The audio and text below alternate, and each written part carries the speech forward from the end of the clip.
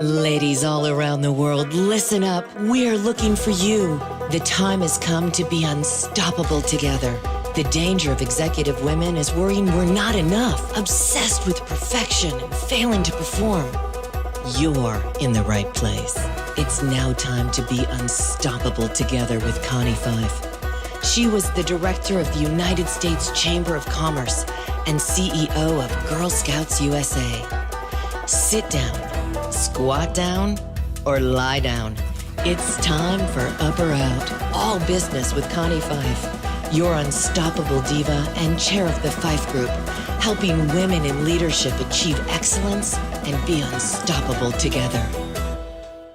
Hello, this is Connie Fife, your unstoppable diva, and you're listening to Up or Out with Connie. And remember to share and listen with us on iTunes, iHeartRadio, SiriusXM, the C-Suite Network, and over 900 global stations. And we have peaked our 2 million listener. So thank you for that, and thank you for being with us, and thank you for listening. And always be sure to subscribe with us on iTunes because you don't want to miss any of the good stuff. Now, if you're looking for expert advice on how to move up or out, be certain to join, not be certain, but you want to join our Facebook Up or Out Network. It is a page where we have expert advice to build your business to move up in corporate or get out and start your own entrepreneurial business. And that advice comes from our guest. Who shares information with us, and other folks that just have a wealth of information that and are willing to share with you. Now, if there's a topic that you would like to hear about or be a guest or recommend a guest, send us a message to Team Fife at fifegroup.com, PHEIFF group.com, because we love hearing from our listeners. Now, on to the show. Now, do you have a desire to move up and be heard in the boardroom? Are you ready to go out and become that entrepreneur and share that passion of what you have been just holding inside of you? Well, we got it all right here, and you're going to learn how to make that happen by the experts that we're bringing right here to the Up or Out with Connie Network. So our quote for today is, if you're born poor, it's not your mistake.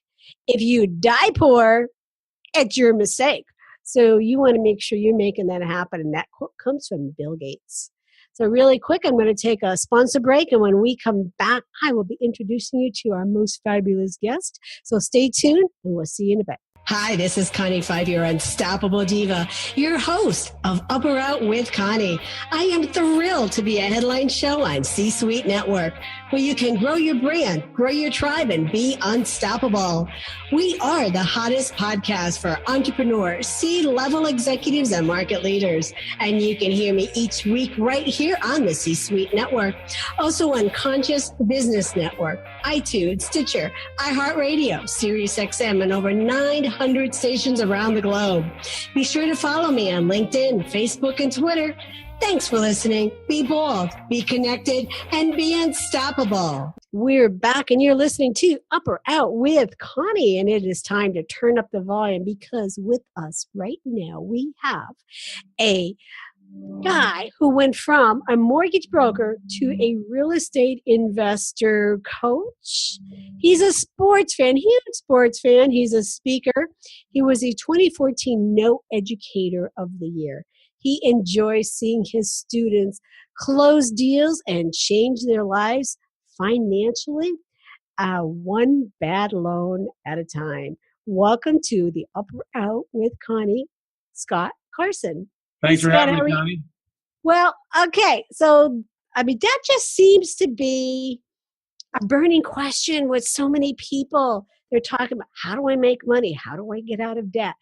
Are you seeing more? Of course, we had that explosion over a decade ago.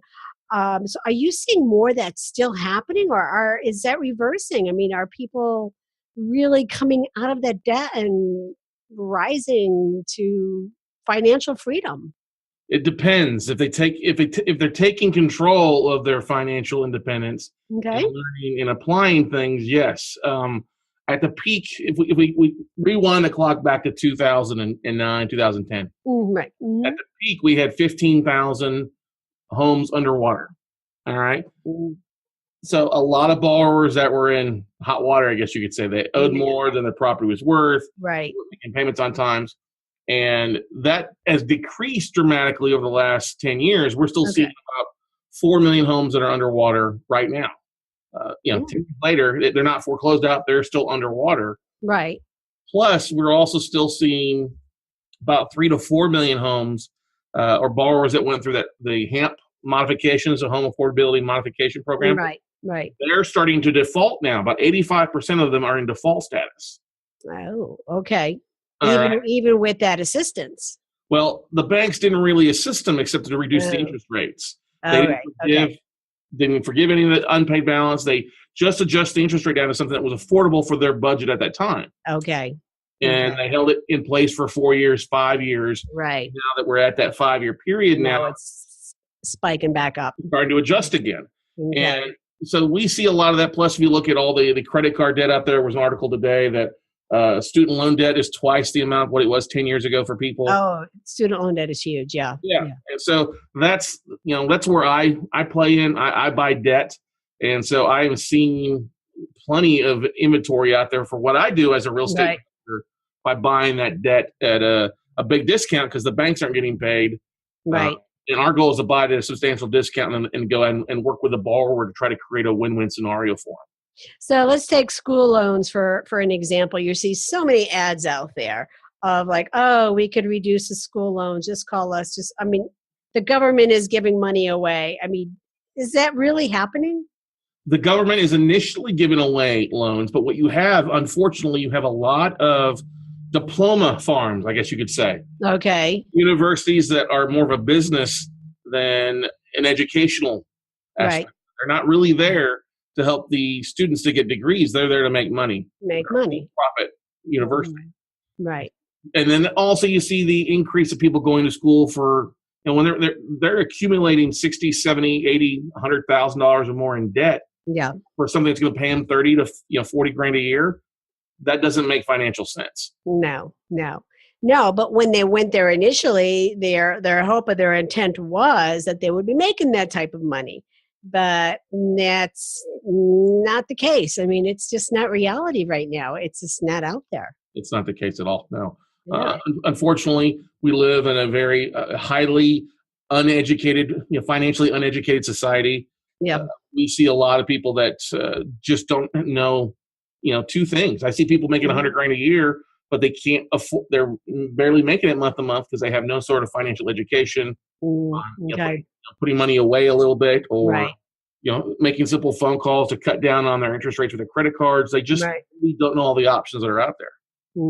So there is options to cut down the rate on their interest. What about then on the mortgage? I mean, how can people find help for that mortgage? Because, and again, even with California, I see advertisements, give us a call, we'll help you with your mortgage. But like what you just said, they're helping. It's really a Band-Aid, but then in a couple of years, it's going right back up.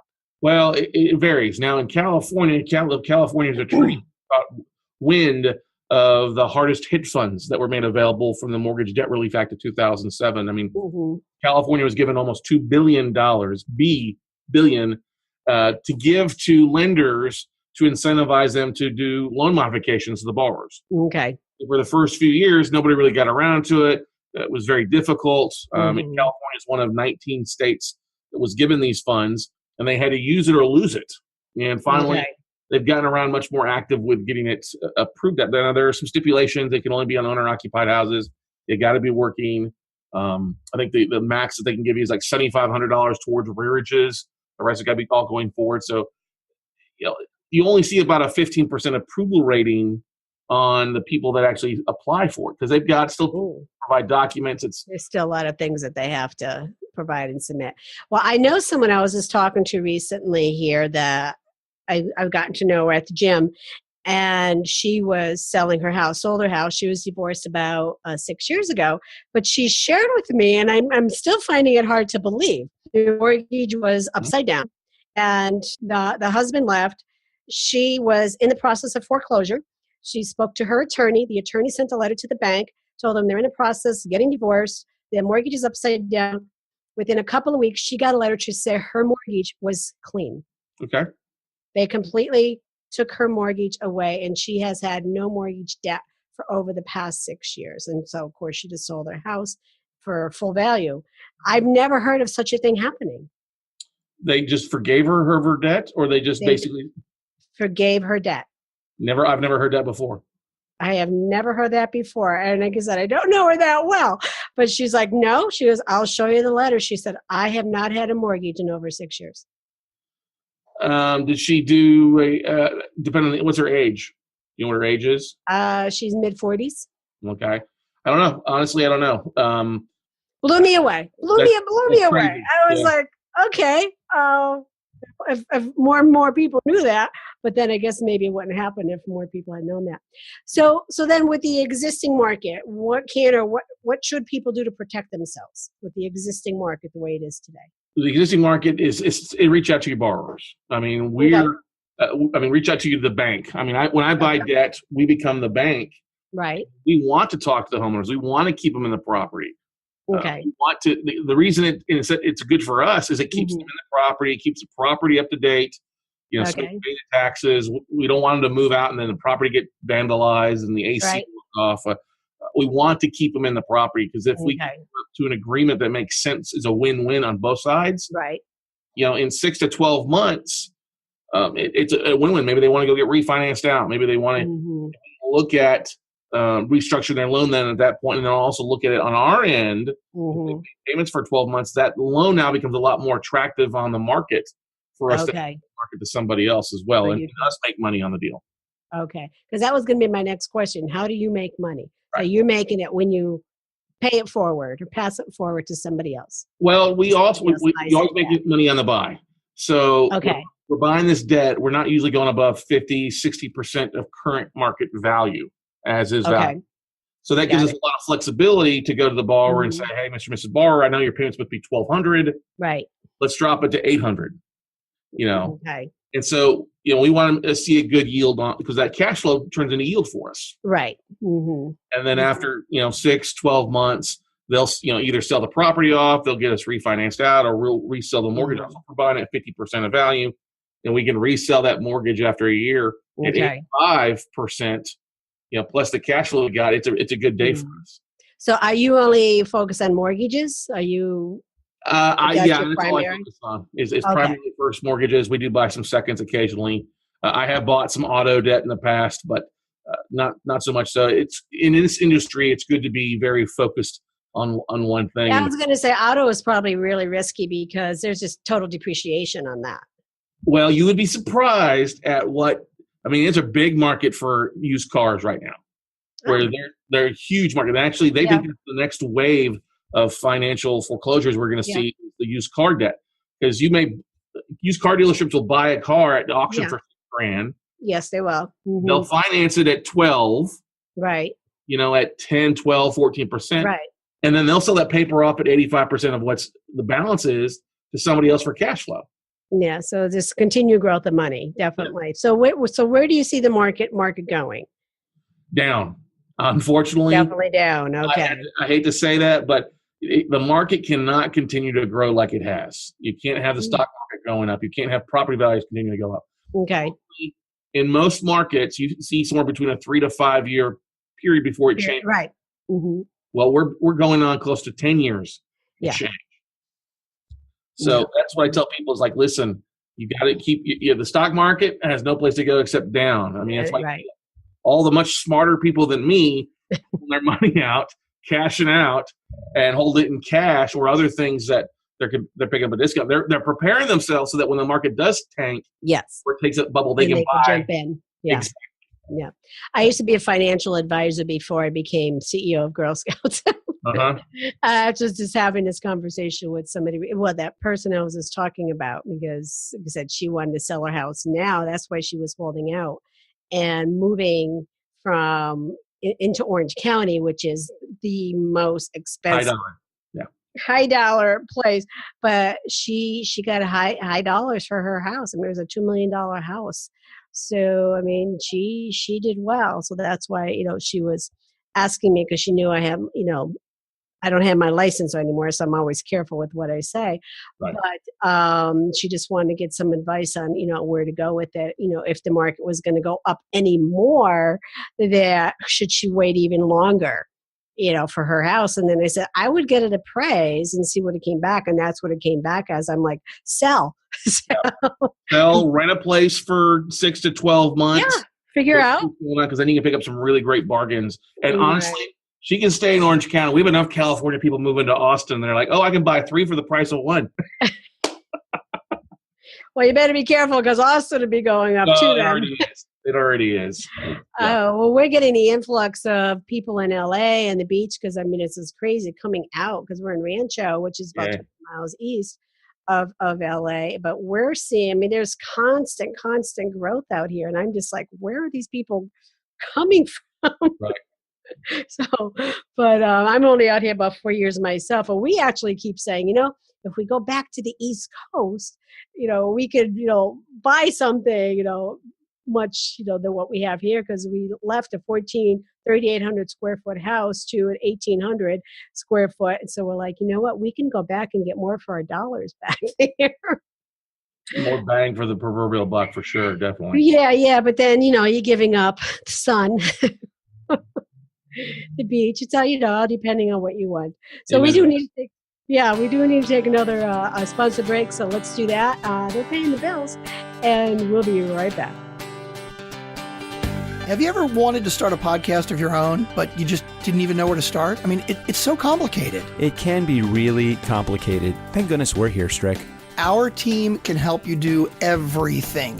Intro and outro music, that cool guy with a really deep voice to introduce you, show art, show notes, audio production, hosting. We can even send you a microphone if you need one. So if you are looking for a really unique creative marketing piece, turnkeypodcast.com is for you. We will take care of everything for you when it comes to creating a unique piece that you can send out to your market. You need to be the expert in your field, and the best way to do that is through podcasting. Call today for your free consultation. Just talk to one of the teammates that we have here at turnkeypodcast.com. Check it out. You're going to love it. It's going to be great.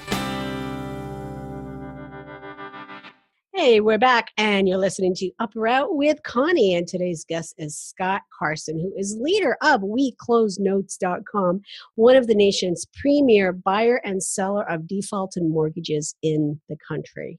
Now, Scott is also an industry leader because he is helping educate real estate investors on the ins and outs of becoming a debt buyer and helping create those win-win scenarios with the banks, the borrowers, and the investors. That's the bottom line, because WCN has helped hundreds of investors discover and live their ideal life by leaving that rat race and becoming a lean lord. Now, I had to read that a couple times, Scott. I was like, lean lord. Okay, got it. As I say, we're the dark side of real estate investing because we're teaching people how to literally become the bank. So Scott is inviting you to come over to the dark side. That's right. The sexy side, the dark side. So yeah, the dark side. So Scott, how can people find out how to come over to the dark side? So tell them where to go. Tell them where to go. Very easy. WeCloseNotes.com. That's our website, WeCloseNotes.com. We've got hundreds and hundreds of videos on YouTube and Vimeo if you just type in We Close Notes. Okay. Yeah, we have done thousands of transactions. I've bought over $1 billion in debt in the last 10 years. And our biggest goal is to help people because it's such a niche market out there. Most people understand the fix and flip side, the rental side. They don't the debt side, but everybody is already in the debt game. Everybody. The debt is huge. It's so huge. But you are being more of a humanitarian because you want to see people stay in their house. You want to see people stay there. You don't want them out on the streets. I would love it if everybody would reinstate with us. Unfortunately, we still end up foreclosing about half the time because people just don't respond. They've got living technically rent-free or mortgage payment-free for 3 to 4 years and just not paying. And when we buy the debt, we're like, listen, you've got to do something with us. I don't want any charity. We run a business here. We want to create a win-win. I can be your best friend, but you've got to work with me. And unfortunately, some people have to kind of be shaken up a little bit and realize, hey, where you're at, your American dream is dead. I'm telling you, step away or work with us, you're going to find yourself in a worse situation. Do you provide any education for these people or around what they need to do to make this happen? Yeah, I mean, we give them plenty of options. If we get somebody on the phone, we're going to give them options. I mean, Jennifer in my office has actually spoke to 3 borrowers today and got them all reinstated and modified. What was funny is the previous lender that we bought the debt from wasn't giving them credit for the payments, and so yeah, I mean, so it's turned out to a real win. Like, oh, okay, well, here's your payments. Okay, great. Oh, yep, we see the canceled check. So now let's just get you to start paying. Here's who you pay now. And, and it gives them a little bit of ability to sleep at night. Other people are like, oh my God, I was worried I was going to get kicked out of my house. Like, no. Let's, what are you making per month? Where are you working at? Right. Afford? What's the rent rate of the similar house? Right. But some people are like, listen, you're in too much house. You've got to kind of narrow it down a little bit. Yeah. So it sounds like, your biggest obstacle is getting people to get on the phone with you and have a conversation. It's all about right party contact in the industry. We want somebody to pick up the phone and call us. I mean, you think it's an embarrassment? No, not necessarily embarrassment. It's just that people have a tendency to avoid. It's avoidance. Avoidance. Oh, I don't have to open my email. As long as I quit opening up my mail, they're not going to bother me. It's an avoidance for sure. Got it, pretend and extend. Okay, I'll have to try that one. I don't think that'll work. That doesn't work too well. So right now it is a hot seat time, and we put you in a hot seat, and you'll learn a little bit more about you. Okay. So if you are ready, Scott. Bring it on. All right. Let's go. Okay. So, all right. What's your favorite sports team? We have to go there. I'm a big fan of the Dallas Cowboys with football season coming on. So Dallas Cowboys. Of course, I was stalking you and I saw that. So I got to go there. Or baseball team would be the San Francisco Giants. Throw that out there. Oh, okay. I figured it would just be in Dallas there. Mine was New York Giants. Okay. Yeah, go Cowboys. Right. Well, you had to see my family the year the Cowboy, this has been a lot of years now, the Cowboys played the Giants. It was like, because my son is a huge Dallas Cowboy fan. He was only maybe 10 at the time. He's 30 now.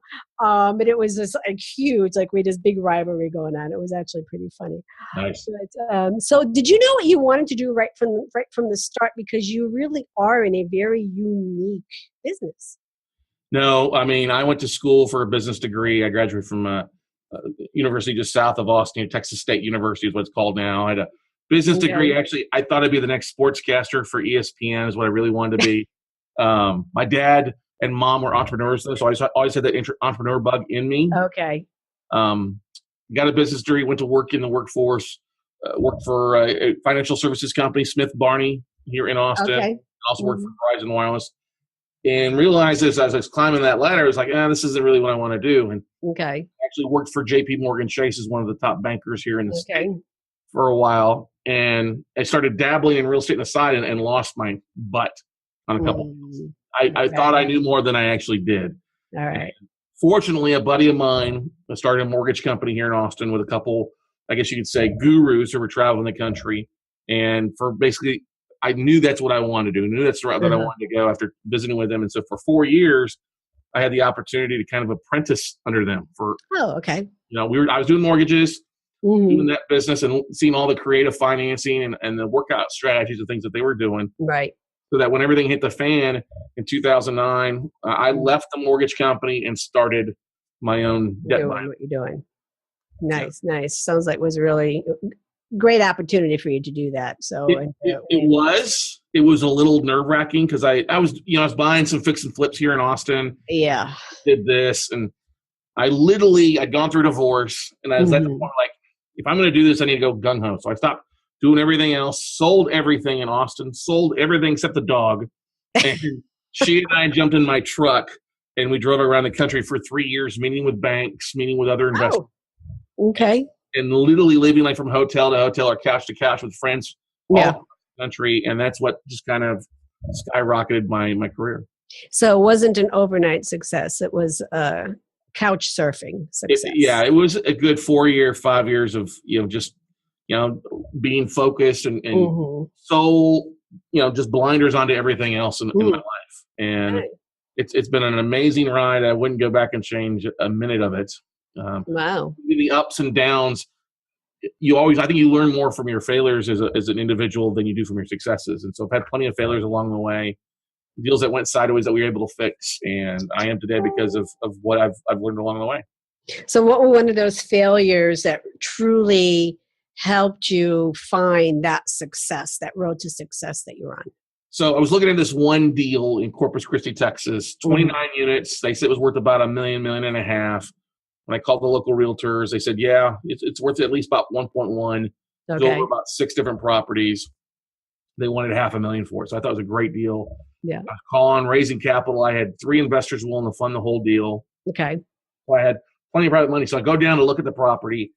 It is an ugly, ugly slum, Lord. Okay. Oh. It had a 9-plex in it, and the door, it was leaning so bad, the doors were cut off at the bottom and the top. Oh. Dead rats. They didn't have insurance on any of these properties because it was just rough. Wow. So, I was like, no, we're not doing this deal. Right. And I felt bad when I had to call my investors the following Monday. Said, listen, this isn't a good deal. It's crap. I'm sorry I got you all excited about this. I was excited being from that neck of the woods growing up. And they're like, no problem. Just call us for the next one. Well, I was going to say, you probably built some credibility with them rather than saying, okay, I'm going to take your money and then you got this piece of crap that you now own. But I think that you definitely added some credibility with them. And I'm sure you've probably done business with them since. Oh, yeah. Multiple times on multiple deals over the last few years. And then I've had deals that I always keep thinking it's a bigger mindset versus just I don't fall in love with a property. I like numbers. And when I look at buying assets, I'm trying to always buy in bulk. Because if I do have one deal that is bad, it's going to be leveraged. It's going to smooth out across with dollar cost averaging. So are you still doing that in addition to what you're doing with the mortgages, or did you put that to the side for now? No, I still buy on a regular basis. I'm still buying debt on a regular basis. Okay. We bought actually 100 assets in the last 60 days. So we buy, we try to buy 30, 40 a month if we can. Yeah. And really. And across the country, you do. Well, not in every state, but we buy in a Big Ten Southeast Conference part of the United States for the most part is where we see most of the deals at right now. Okay. So what advice do you have to a young entrepreneur just trying to, they're dipping their toe in the water and they're trying to figure out what is their path to success? What advice do you have for them? So it's try to avoid the shiny object syndrome or the squirrel syndrome. I know it's easy because you get bombarded and we all think that we can do a million things. Right. A jack of all trades is a master of none. Right. And so I encourage you to go get yourself educated. If you're going to workshops, go learn, or you're reading or going to networking, go network. Try to ingest as much information as you can. Focus on something though that calls to you. I want to say focus on your dreams, but focus on something that really reverberates with you. Though, hey, I'm in the finance industry, I understand this, or I love getting my hands dirty in a fix and flip. Okay, focus on that. And the other best thing I tell you, turn off opinions. Quit seeking opinions and go out and seek counsel. Yes, seek counsel from the people that are where you want to be or who have taken those steps, because most successful people are the most approachable. Yes, they definitely are. And I love what you said, stop listening to opinions, because everybody has one. Yeah. It doesn't mean that they're very knowledgeable. I mean, if somebody's making $12 an hour telling you can't do something, they can't. Move on. Move on. Next. Right. That's right. That's right. And you keep looking for it. And until you find that right one. Absolutely. Absolutely. Well, Scott, I want to thank you for being here. You've been incredible. The information that you've shared is just awesome. And again, if you'd like to share something with our Upper Out Network group, we'll chat after, and, we could plug something up there for you too. So that's all we got for today. And you want to learn more about Scott Carson, just head over to weclosenotes.com. He's the guy that's going to help you out and make you more comfortable. And maybe you want to get a little bit more education on how to do that. Give Scott a call, and maybe he'll be able to hook you up there. So that's all we got for today. Scott Carson, intuitive. So what should we call you, Scott? Intuitive mortgage broker coach? Just call me the Note Guy. That's what I go by, the Note Guy. All right, Scott Carson, the Note Guy. Thank you for being here today. There we go. Our time together always goes by so quickly. And be sure to subscribe on iTunes because you don't want to miss any of the good stuff. And be sure to join our Facebook Upper Out Network. And we're adding each morning information, the morning brew with a business boost. So information that you can boost your business. So if there's a topic you'd like to hear or a guest to recommend, send us a message. Let us know at teamfife@fifegroup.com. It's been great being here with you today. Ask yourself if you could do something different to get a different result. What would that be? This is Connie Fife, your Unstoppable Diva. Until we meet again, be bold, be connected, and be unstoppable together.